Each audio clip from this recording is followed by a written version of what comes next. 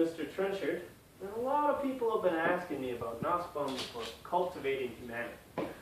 You know, what are my thoughts on the subject, what I think she envisions global citizenship, and as I sit here in my study, I think I'd like to talk about it. I'd like to say my opinion on this.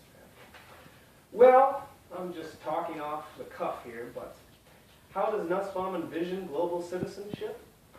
I believe she envisions global citizenship as the idea that well-educated people have three capacities. Number one, the capacity for critical examination of oneself and one's tradition. Number two, that people can see themselves not for some local region, but above all as human beings bound to all other human beings. Number three, narrative imagination, that they have the ability to think of what it might be like to be in someone else's shoes, someone who's different from themselves.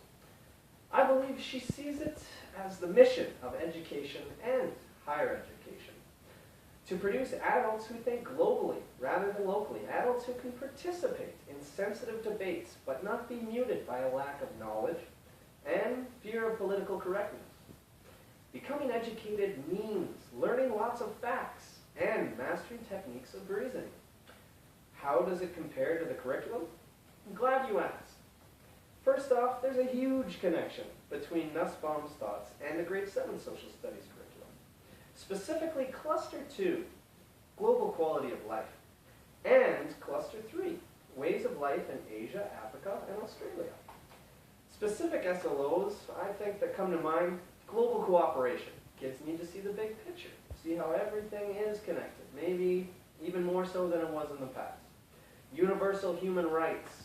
Kids need to know about what's out there and what we're working towards every single human being being entitled to. And discrimination, to put themselves in other people's shoes to see the effects of discrimination.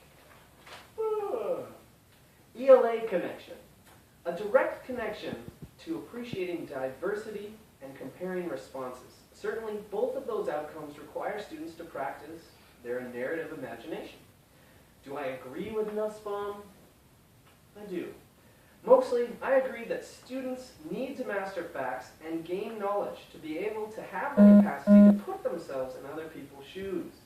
I don't believe students can do one thing without the other.